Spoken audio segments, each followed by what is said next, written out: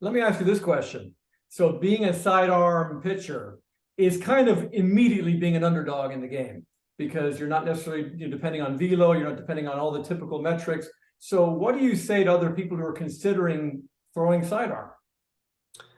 I mean, if it's your chance to stay in the game, I mean, why not? Like it's the game's gotten bigger, faster, stronger, and if you can't do any of those things, you're gonna get weeded out pretty quickly. And so you have to find a niche. You have to find something that's gonna to put you at a different level than somebody else. And I feel like everybody that I've talked to that have changed arm slots or are different arm slot guys, it's kind of the same story. Nobody really ever comes up and was like, I'm going to be the guy who, at 8 years old throws sidearm. They might now, but very rarely is that what's going to just set a college scout to be like, hey, I need that guy.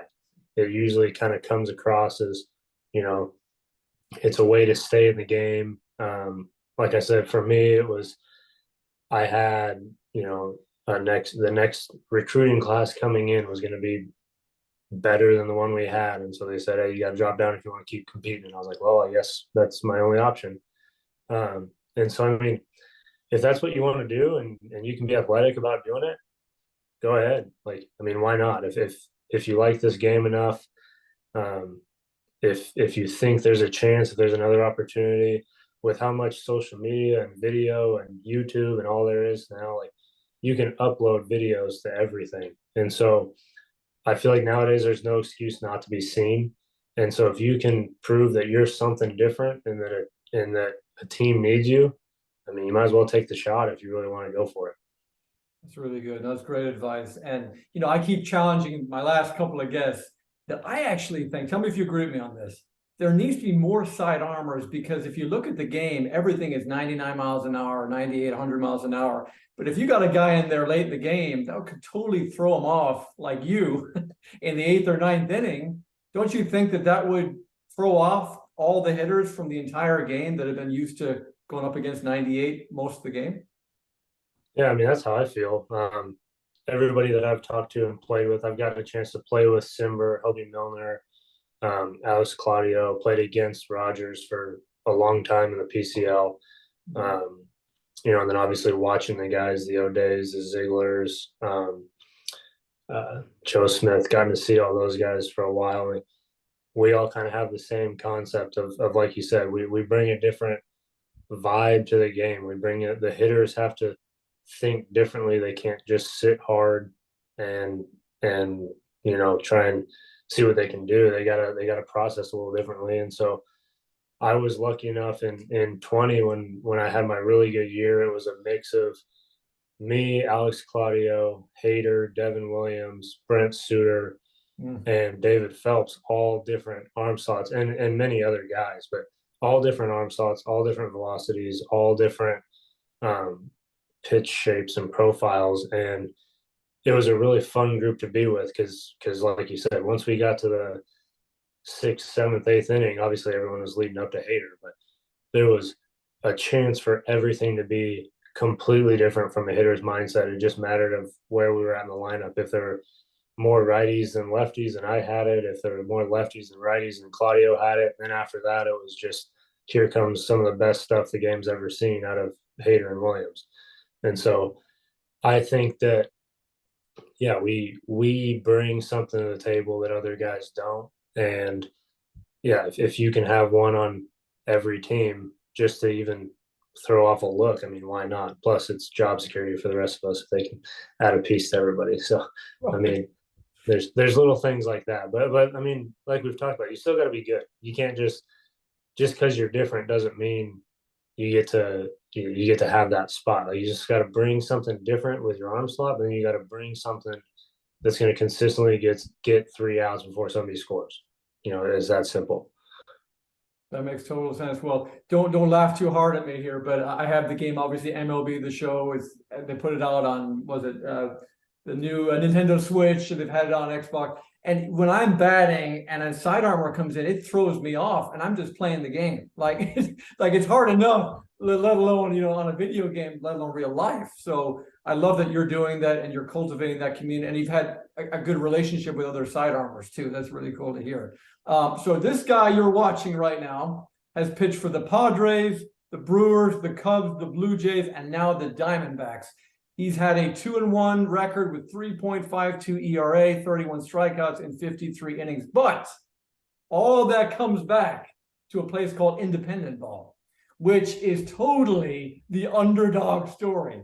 So walk us through, what was that like, man? I mean, going through independent ball and really backdooring into Major League Baseball. Yeah, and that story goes, I feel like, even deeper than just the surface level what you just said, where it's so we dropped down in college, and junior year went well, but then senior year threw really well against Oregon State and Oregon and some of the bigger name schools. Some cross checkers started looking at me, started telling me stuff about the draft. I'm like, I wasn't expecting any of that, but okay, we'll keep going. Draft comes, not crickets, nothing comes out of it.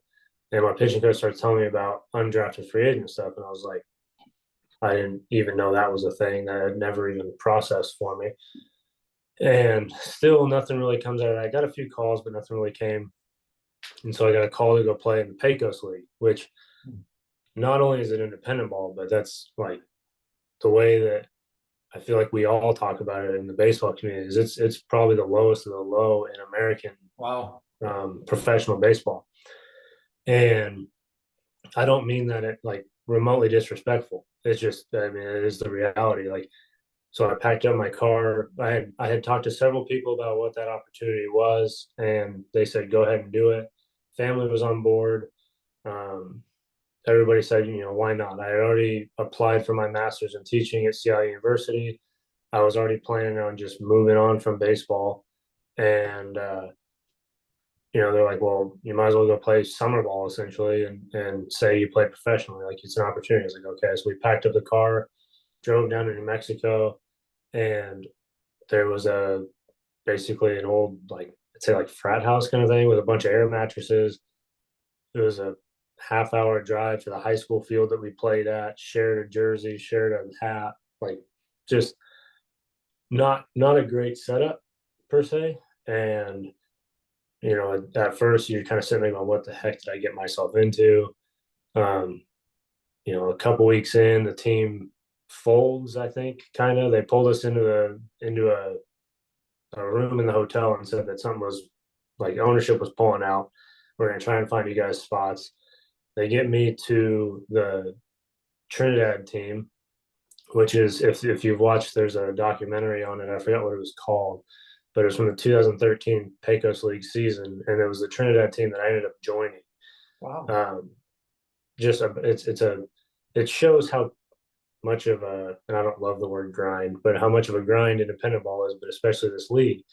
And so, we get to that point, we're pitching for them, and the Padres call, and it was a scout who had seen me at Seattle U, and it was the like Northwest area scout. So he didn't even know I was playing there. Asked if I'd be ready if I could get to Phoenix, basically to get to the AZL down here. And I was like, yep, like, let's do it. And so it wasn't a great opportunity in that it got me seen per se, but it kept me ready, and it gave me an opportunity to, when I got the call from the Padres, to be ready to go compete for my life essentially in rookie ball, and set up a chance to go to spring training the next year, go to low A, see some double A, and then process these next 6.5 years before I debuted at 29 years old. And so I went from, I would say, the bottom of the bottom for American professional baseball, and then all of a sudden to the pinnacle of baseball in general. And the reason, I'll be forever thankful too for the Pecos League, but it's always blows my mind for the league is expanding. So what I just said about how difficult it was, and the concept of what did I get myself into, is also a chance for pretty much anybody who has some talent that goes through college baseball to say they played professionally, and the league continues to grow. And that's just how many guys are willing to sacrifice and put on another jersey to say maybe the next opportunity comes here. And I think there's been, I want to say I was the second or third guy to debut that had played in that league. And I want to say we're up to 5 or 6 that have been in that league. Wow. But short story long, it was, it was a chance to keep playing, and my family backed it. My now wife backed it. Like everybody said, it's why not? They're offering you to come play professionally. And the way I looked at it was a way to say I would have been, I guess, 10 years into teaching now by then, or by now, but it was a chance to say I played professional baseball. I played college ball, I played professional baseball, and then mark that off the list and then going about our life. And now 10 years later, we're in our 5th organization, trying to make a AAA team and then, get back to the big leagues. So it just kind of, you never know what script is going to be written, but as long as you just keep going, I guess, and as long as somebody's willing to take a shot, then if you're putting a player uniform on, you got a chance. Absolutely. Well, Eric, I'll tell you, just interviewing you right now, I never thought this would be possible. That's the underdog experience, right? You do things that you're like, is this real right now? Is this really happening? And it is. And for you, the same thing has happened. Now, when we go back in that journey in the league you're in and climbing all the way up, let's tackle the hard one first. So what was the toughest time you had to overcome in that journey, and how did you overcome it? Boy, the toughest time. I feel like this is going to sound bad, but independent ball wasn't the toughest time because at the time I didn't know what was possible. So kind of the ignorance is bliss kind of thing. Like I was going to go play in New Mexico and then be done with baseball. Like that was the plan from high school. And I was gonna go get my degree. I was going to teach and coach high school baseball or coach wherever and go on about my life as happy as we can get, just pretty standard. So like at that time I didn't know what was realistic, if that makes sense. And so I feel like once you get into professional affiliated baseball, and so I got with the Padres, you start moving through the system, you kind of start seeing what the potential is, but you start seeing what the business side of it is. So you have draft picks, you have prospects. It's the first time that you're playing baseball and you get to June and there's another draft coming of guys who are, again, bigger, better, faster, stronger, gonna come take your job, and you have to kind of keep going. And so there's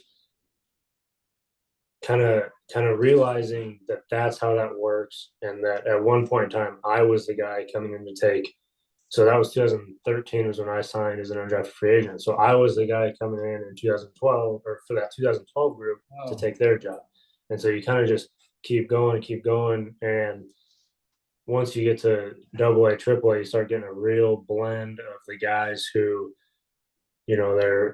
they're really young, first couple of years in the same draft, and then some guys like me who just signed with the Diamondbacks, who have been playing for 10 years, but I'm coming in to take somebody else's job. You know what I mean? Like there's a weird business that comes in where you're friends with these people because you're teammates, but you understand that the end goal is to get to the big leagues and to stay in the big leagues.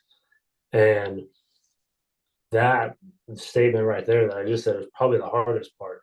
Is everyone always tells you it's not getting there that's hard, it's staying there that's hard. And I always thought that was absolute nonsense, because I mean, I don't know what the percent, again, we're at like 22,000 people ever to set foot in the big leagues. I think I was still under the 20,000 threshold in 2019. I forget the number, it's on Baseball Reference, but to ever in this game get to the big leagues. But staying there, which I'm now proving at this point in time, is incredibly difficult. Like I got up there, I had success, and then ran into some snags, and now I'm fighting my way to get back through a system to get up there, and you start facing some mental mental demons of what you can or cannot do, and the cannots come in more and more and more and more as you start to fail. You have a little bit of success in that, so that roller coaster just gets more and more. And so, all of that to say, I feel like the business side of once you get to affiliated baseball and you realize that things are out of your control, that you just kind of have to keep your brim your hat down and keep moving forward. And when the opportunity comes, you take it and you try to make the best out of it. And if that doesn't work out, you wait for the next one. That I'd say is the most difficult thing to just keep going on. And I feel like that's what weeds people out of the game is they get fed up with not having control. And it's like, okay, fine, I'm done. Like, I don't want to keep working this hard because it's not just the season, it's the off season. It's the workouts in October that lead to the, conditioning in July. Like it's just stuff that just never stops. And so, like going back to it, independent ball wasn't the hard part. It would be the hard part now because I've seen what the big league's like. But at the time, it wasn't it because I didn't know any better. And now that I know better, it's like, okay, this is what it takes to get there, and you're not doing it right now. So let's get back to that. It's funny. I didn't plan to ask this, and these interviews for me are more conversations than interviews anyway. But I have wondered at times, Eric, why there are people that retire so young, and they're only late 20s, early 30s, and they're done. And what you just said kind of made me think, I wonder if some of them were just mentally done. They just didn't want to go through that stuff you're talking about, right? Oh yeah, I mean, some of it's opportunity, some of it's if you're the next shortstop prospect and the team has an 8-year, $200 million shortstop in front of you, you're probably not gonna get that opportunity. And when you start to fail a little bit and somebody surpasses you, the odds of another team calling start to get slim too. And it's like, okay, for what I'm making money wise in the minor leagues, like, does my signing bonus carry over enough for me to keep playing and think that I could still be a big leaguer? Or do I just call it and, try and see what's next? And like, sometimes that decision is made for you. Sometimes you get to make it on your own. And a lot of guys take a lot of pride in making that decision on their own.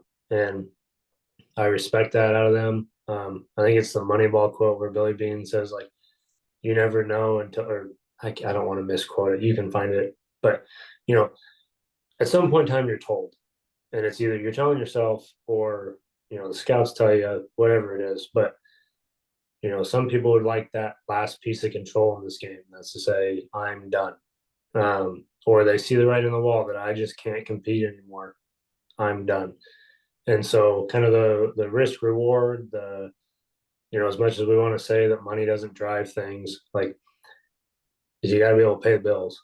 And if you can't in minor league baseball and your family's not really supporting or willing to help you stay afloat, then that's part of it. There's a lot of stuff that goes into it where people think that we're all just happy-go-lucky kids because we get to play the game of baseball or football or basketball or whatever it is professionally. Like, you wouldn't change that for the world, but you start adding up the little things of stress on the field, stress off the field, stress at home, family lifestyles, and next thing you know, you're just ready to be done. It's no longer, I guess, it's no longer the game you played as a kid. And so it's like, you know what? I'd rather go get another job. I'd rather go piece together something else in life. And, you respect guys who are willing to do that because, like, it's a hard piece to do. And I have a lot of friends who kind of had to make that decision. And it's just, that there's some fear in the unknown, but you also know there's some comfort in the idea of, like, being ready to no longer fight through something that you have no control over.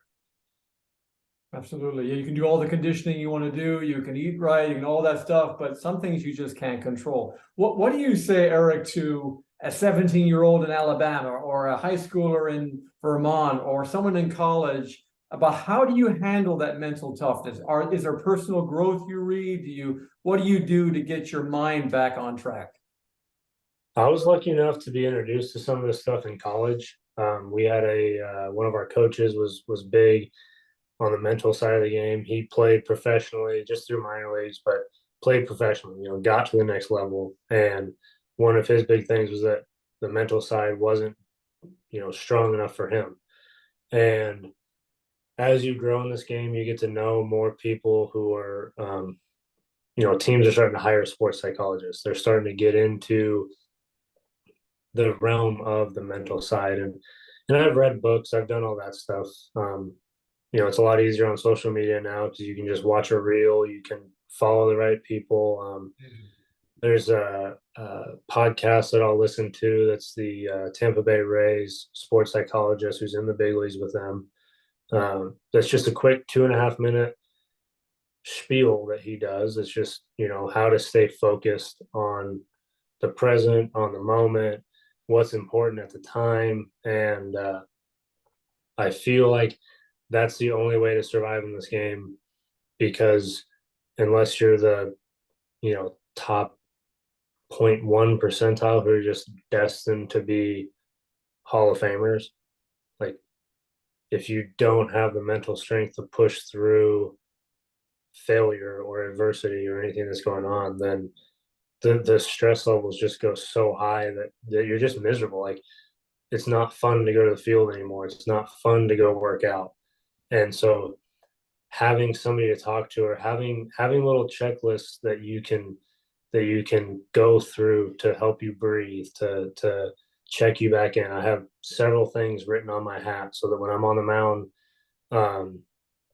there's different versions of checkpoints. I know guys who every time they swipe the rubber to make it clean, that's them, cleaning a new slate. There's all, if they throw the rosin bag down, that's them, releasing the tension. Whether, all the cliches, I could throw them all out there for you if you want it.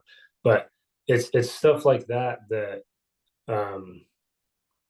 I feel like has become a lot more prevalent because of social media. But if it weren't for that, I definitely wouldn't have gotten this far. Wow. It's just there's just certain things that help you at least mask and process the failure, and in a way process the success too. Because if you ride that high too much, then you get too high. And so it's just little stuff like that these younger kids that have the opportunity to, like I said, follow the right people on Twitter, follow the right people on Instagram, and use social media as a place of growth as well. I feel like there's no excuse now, and like Everywhere. yeah, exactly. But it's incredibly important, and I can't stress that enough. Absolutely. Thank you for that. That's actually really, I wondered about some of those kinds of little things, but they're not little, they're big, because that adds up to you getting back, if you're in a 3-0 count, right? Getting back in the count, stuff like that. So that's huge. So let me ask you this. Who, of all the players you've ever been around, who is somebody to you is, I want to say idol, somebody that epitomizes how you want to play the game? I'm sure people would love to hear that. Oh boy. Man, I could go so many directions with this. I'd probably say a guy like Brent Suter, if we really broke it down when I was with Milwaukee. Um, he's he's another guy. He throws 86, left-handed, just not sidearm, just weird, different. I've had a chance to play with some guys when I was with the Cubs, spring training with them. You get to hear some of those hitters talk about, obviously Brewers Cubs is a pretty big rivalry, and there's not one person who likes hitting off of Brent Suter. And he does nothing overpowering.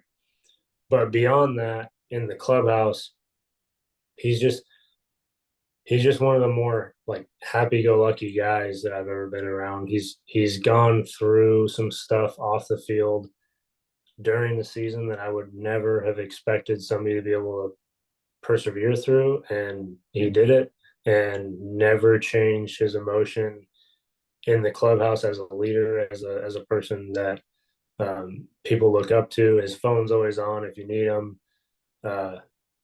just an all around good human, really. And so I would probably on a deeper level say him. There's like I said, there's a whole bunch of guys that I would love to throw like be able to pitch like them, but um, you know, there's at the big league level where guys can lose focus on the grasp of reality of what life is outside of Major League Baseball. Somebody like Brent is just, I mean, it goes above and beyond. Absolutely. No, it's so great to hear that because, you see these guys competing and you don't really know what they're like. I mean, you see the interviews, but let's just be honest, a lot of these interviews are very scripted and it's just the typical kind of baseball talk, which they've got to stay focused, which is why they're doing that. Okay, so we've been through some of the tough questions. So what is your favorite moment of your entire baseball career on the mound? Pitching in the playoffs in 2020 against the Dodgers. There was no fans, but it was still the Dodgers. Oh, yeah. It was still the playoffs. Uh, I will still to this day, like I've never felt after I shook Council's hand and I was done for the day. I still will never remember a feeling like that afterwards. And now it went very well. I went 2 1/3 innings, no runs. I don't think anybody got on base. Like it went incredibly well, but like just the level of focus, the intensity of the moment, um, it just, I mean, it's unlike any other. It happened to be in Dodger Stadium, which obviously has all of its history and whatnot.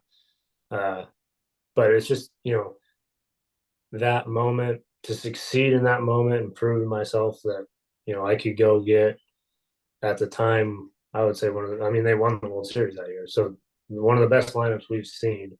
I was able to go work my way through it as an 85 to 87 mile an hour sidearm guy who, with, should have never been at that point in time. I should have never gotten there if you were to ask anybody. So to do that and to persevere to that and succeed, obviously debuting was amazing. You can't, Yeah. you say like, people don't get to do that. So that's amazing. But one, that didn't go very well. But two, like I got there, I did my job, like we made it. Getting to the playoffs and throwing and pitching to a level that went beyond, even beyond being a big league baseball player. We passed that threshold for the moment. That was, I mean, I don't think I could ever think to this point in time in my career of something that would be more more valuable of a learning experience and as of like part of being proud of myself moment than that. And I've it's kind of funny, like underdog, but like I've gotten a chance to play in the Little League World Series. I have 2 Washington State championships. That, like I said, I was 6th, 7th guy on that team. I happened to be there while the other guys won the state championships. Same with the Little League team. We were essentially the same Little League team, went to high school together, and we won 2 championships there. Um, we got to the American Legion World Series in that one of those years. Like I've checked some boxes in this game that people don't get to do. Like it's just the numbers aren't there. And now all of that, like I said, I don't think I was ever the guy who was the reason we did any of that. I was always just there. But um, I mean, to answer your question, like even just now reminiscing all that, I'd say playoffs of 2020 and showing that I could come into a situation, get a guy out, and then bridge the gap to get to the next guy against a team like the Dodgers at the time, like is irreplaceable. Absolutely. Well, I don't know if you can remember this, but when you struck out Mookie Betts, oh my gosh, that was filthy, man. Yeah, I mean, do you remember that at bat? It's probably hard to even go back there in your mind right now, but can you remember that? I don't remember like in the moment. I don't remember. Like I remember thinking like, the heck, all right, like, um, but I've watched it on video enough now. Um, and I mean, I've never had my phone went off a lot when I debuted, but when that moment happened, I got back to my locker and there was just so many texts and tweets about it, just from just the support system that I have behind me and friends and family and whatnot. But it's kind of funny though, like in that moment, like I'm just trying to get the next out. Like Yeah, right.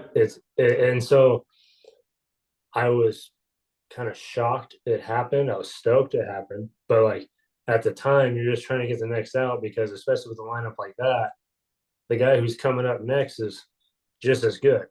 Right. I mean, and you're saying that about one of the best players in the game right now, and so it's like taking a step. Like it was till after, and now, like I didn't even really think about it, and then that's kind of just a weird zone that you check into, I guess. It's a hard one to explain because it's not you can't think about it in the moment, but then now No, that we have this conversation, it's like everyone jokes around like, "Oh yeah, blacked out." It's like, "Oh yeah, I guess my memory did black out a little bit." So, um, but yes, that is definitely up there on like specific at bats that I can remember as being one of the cooler ones. I struck out Miguel Cabrera too that year, um, and that one was always big for me because I always joked around when I dropped down. Like my job is like at the time, 2013 to even now, like he's been one of the best right-handed hitters in the game. And I always would say like my job is to come in and get Miguel Cabrera out. Like come in and face the best right-handed hitter in the lineup and get to the next guy. And so um like doing that and for whatever reason, however life works and that all just processes. I will always remember that at bat, and I can remember being on the mound and the battle that we had going into it and whatnot. So that one will always be a little bit more meaningful. I feel like. absolutely. No, that's so awesome. I just love to find like, yeah, that kind of moment that stands out. I was going to give a quick little endorsement. Sidearm Nation, we both know Coach Freeborn. Would you say something about what he's trying to do, that community, bringing sidearmers all over the world? I think it's really cool to have people who drop down all over the globe knowing each other. Yeah, I mean, it's it's kind of interesting because at first when he reached out, I was like, oh yeah, cool, excited on Nation. I'm in professional baseball. I remember like me and Simber at the time were coming up, and we kind of joke around about it a little bit, but it's become more prevalent. When I got to work that camp for him last month, I think it wasn't too long ago, down here in Arizona, and um, people reach out a lot and like send me videos, and I try to be as helpful as I can. There's only so much you can do over social media, but like to be around the younger guys, it ranged from a 14-year-old I think to a kid in college, like, and they're just trying to get as much information as they can, and guys are getting pretty good at it. Like it's there's a few guys where I was like, hey, you want to teach me that? Like, how did you get to this point? um and to I never had the opportunity. I feel like, I mean, I might have. I didn't know if I did, but to pick the brain of another guy, and you know, you can talk to the guys who come back to your hometown or whatnot, but none of them usually are sidearm niche kind of guys. And so for Jeff to have this network rolling where you can reach out a little easier. There's a commonality. If somebody reaches out to me and I'm not sure who they are and I ask Jeff and he tells me, it just creates a little bit better bond and whatnot. And so to see the kids come out and show their stuff and be able to do that all over the world is phenomenal. And then, part of that camp was I just sat there for like an hour classroom setting, I guess you could say. But they go throw their bullpen, they go do their conditioning, and then part of it was coming and talking to me. And again, never thought I'd be in a situation where I'd be relevant enough for them to want to talk to me. But they're all there and they're all engaged, and the questions that they had were really really good. And I remember one kid's question actually he asked me kind of along the lines of what you've said a few times today, of like, at what point do you stop? I guess like when does it become the writing on the wall? And I was like, you kind of sit there and you think about it, because how do you tell a 18-year-old kid if he's going to make it or not when you're not a scout, you're not anybody? And it's like, Right. for me, and I told him this, I was like, would you be more fearful of trying and failing when you get 10 years down the road, or of looking yourself in the mirror and thinking, dang, I never gave myself a shot? Because it sounded like he was kind of in that, like, well, do I really want to go try and play college ball? Do I really want to go get, I have a job lined up, I have a degree I want to do, like that kind of thing. It's like, well, like, not necessarily how much do you love the game or how much do you love working out. Like, in 10 years, 15 years, 5 years, whatever you want to say, like, what is your fear? Is it going to be, damn, I lost? I was told I couldn't play, or is it going to be, dang, what if? And the fear of the what if is what gets me. Like, Oh boy. well, why wouldn't, what if I would have tried, but instead I didn't? Could I have been a big leaguer? And like I've said many times, like, my family, my wife, like, everybody's behind me to allow me to do that. But I mean, that's just something that these camps for guys who aren't supposed to make it, realistically. I mean, you're not even really supposed to play college ball, but you give yourself a chance, you try to find yourself a spot, and then attack the next opportunity. And if it works out, go for the next opportunity. If it doesn't work out, then you can go get your degree at 23 and move on with your life. But again, you have to be, you know, financially able to do it. You have to be mentally able to do it, and just kind of keep pushing forward, I guess. Well, I mean, you've lived it from the Pecos League to striking out Mookie Betts. That's a pretty good two pictures going on side by side there, right? I mean, the way you explained it too, with the way that the league is, and that is underdog. I mean, that completely shows you what's possible. So, okay, here's where it gets really fun. So, I'm a dreamer. I love to dream. I say if you're going to dream, you might as well dream big. Don't settle for small stuff, like you're saying. Don't live in a world of regret. So you're joining on with the Diamondbacks. You're coming on to spring training really soon. What's your dream for this season, and what's your dream for your career? I mean, to be a big leaguer again. I mean, I am a big leaguer just in general. But to get back to prove that 2020 and 2019 weren't flukes. Um, I've this is another. It's amazing how many cliches I'll throw out there just in talking in these things.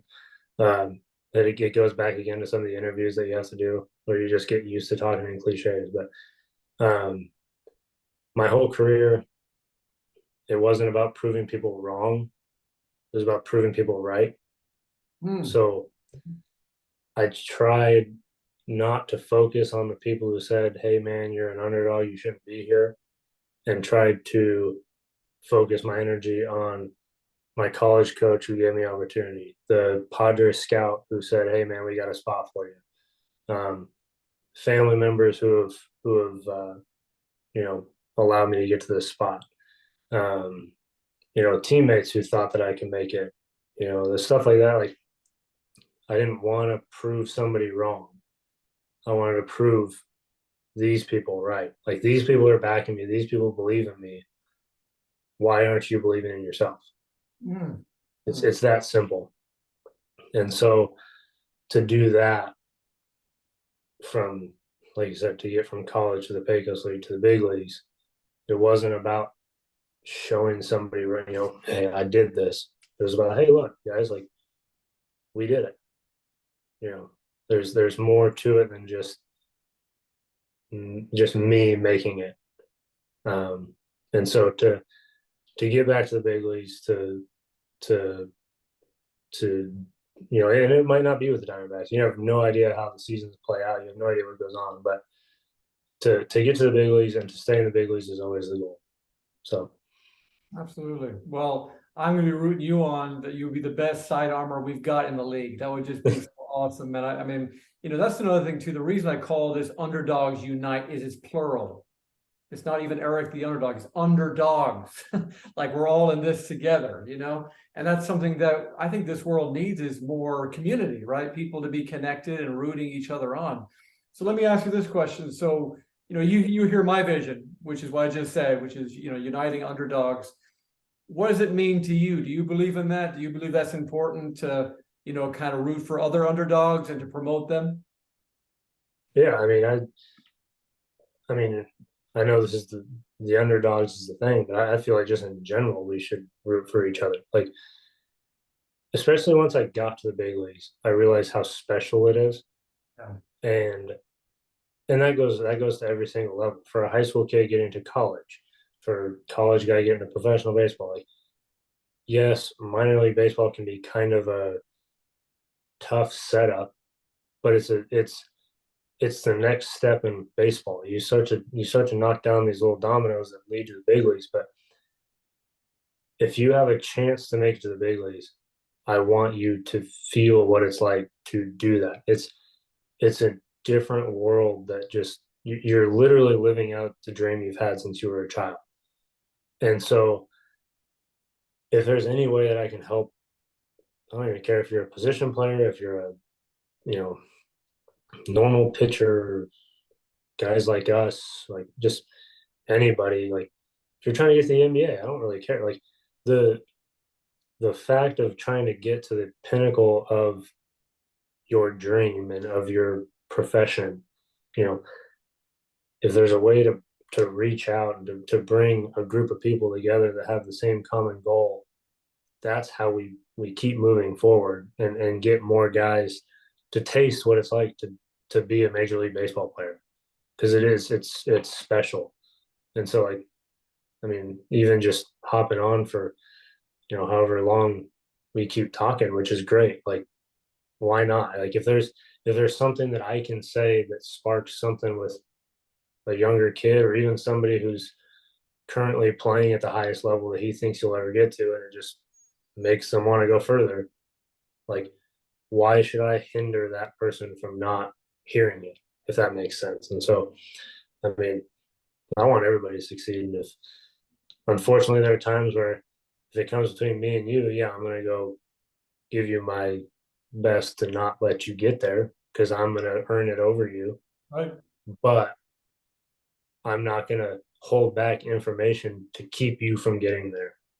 Um, I feel like that's just not who I've ever been. That's not who anybody should be. But you know, if you have a chance to get to the next level and listening to something like this is what helps, then I'm all for it.